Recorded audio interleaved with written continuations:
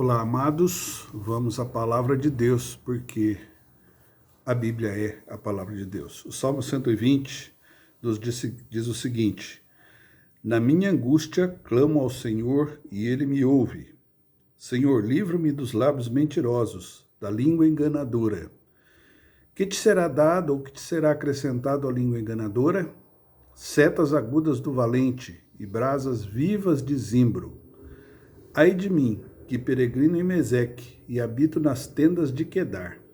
Já há tempo demais que habito com os que odeiam a paz. Sou pela paz.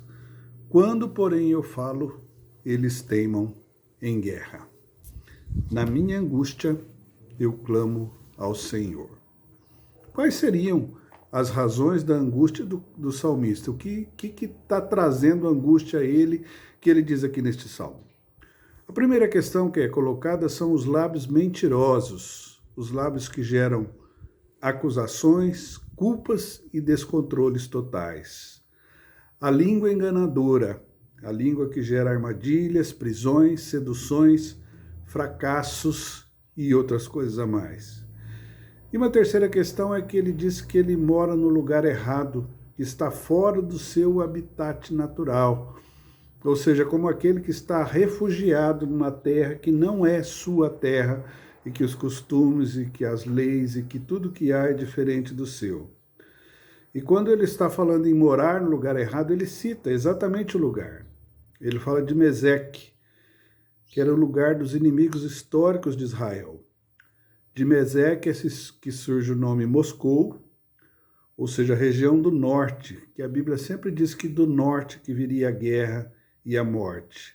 As profecias sempre trataram assim. Outra questão é que ele estava na tenda do inimigo. Você imagina o que quer morar com o inimigo. Quedar era o nome da tribo descendente de Ismael, ou seja, o inimigo número 1 de Isaac. A história de Israel, que sempre foi marcado pela ausência da terra, com idas e vindas, cativeiro, liberdade, peregrinação, mas sempre com a promessa de um dia estar na terra, mas naquele momento eles estavam morando na tenda do inimigo. E qual que era o perfil dos criadores da angústia de Israel? Eram os povos que odiavam a paz, que só falavam em guerras, e embora eles quisessem a paz, não havia paz. Eu queria te perguntar nessa manhã, nesse dia, basicamente, quais são as coisas que te trazem angústia? O que tem trazido angústia ao seu coração? A mentira, o engano, estar no lugar errado, estar com gente que gosta de briga, isso tudo traz angústia, mas algumas outras coisas que nos angustiam demais nesses dias. Coisas que parecem simples, mas que conseguem tirar a nossa paz. A primeira dela é a preocupação com a aparência, né? Há muita gente que sofre terrivelmente pela aparência que tem. E o Brasil é um dos campeões de plásticas, de mudanças de corpo, de físico, porque a aparência está trazendo angústia. A aquisição de bens materiais pode te trazer angústia. E a gente pensa que quem possui, é que tem felicidade, vai atrás disso. E muitos desses, na busca por bens materiais, acabam adquirindo dívidas enormes. E a Bíblia diz que quem deve é escravo do seu devedor, e essas dívidas trazem muitas preocupações, muitas dúvidas, muitas angústias. A necessidade de um companheiro, de uma companheira, né? Porque muitos que procuram casamentos desfeitos, namoros que não deu, falta de encontrar a pessoa ideal, e isso traz muita angústia.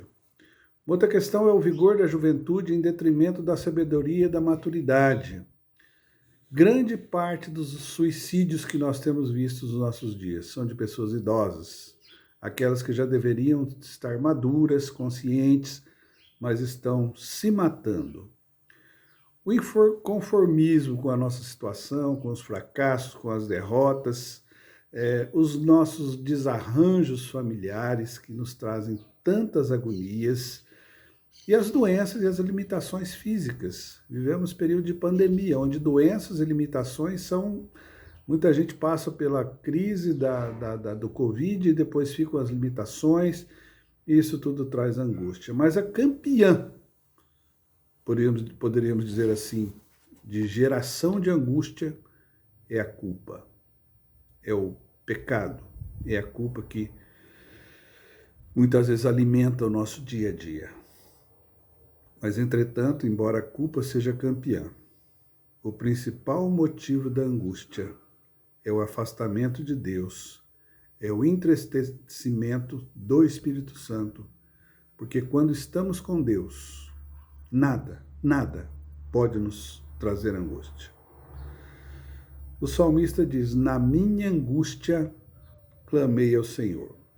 Hoje nós dizemos: na minha angústia eu tomei Rivotril, eu tomei fluoxetina, sertralina, amitriptilina. Eu procurei distrair, eu procurei esquecer e eu me afundei.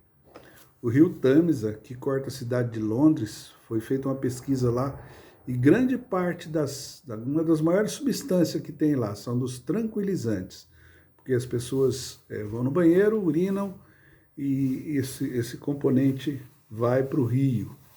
E uma cidade linda como Londres, as pessoas estão, muitas delas, totalmente angustiadas. Talvez você não saiba a razão da sua angústia. Ou talvez seja tantos os desesperos, os desacertos, que você até já se perdeu. Na minha angústia eu clamei ao Senhor, o salmista disse, e ele me ouviu. A angústia pode ser o resultado de uma pressão, ou talvez um resultado de não ouvir ao Senhor. Mas angústia pode ser resultado de uma pressão e ouvir ao Senhor pode ser a razão do fim da sua angústia. A intimidade com Deus é o fim da angústia. A angústia é própria de seres confusos como nós, mas ouvir do Senhor é resultado de intimidade. A angústia é própria de seres confusos, mas o próprio Senhor pode nos acolher no nosso clamor e na abertura do nosso coração. Assim como seu corpo precisa da dor para identificar uma enfermidade, a sua alma precisa da angústia para te levar a Deus e você solucionar aquilo que está te angustiando. Qual é a razão da tua angústia? Na minha angústia eu clamei ao Senhor e Ele me ouviu. Vamos orar? Pai querido, somos seres falhos, fracos, confusos e com tanta coisa que existe para nos atormentar no nosso dia a dia. Isso nos dá angústia, isso nos traz desespero muitas vezes. Clamamos ao Senhor, porque sabemos que o Senhor pode nos livrar da angústia.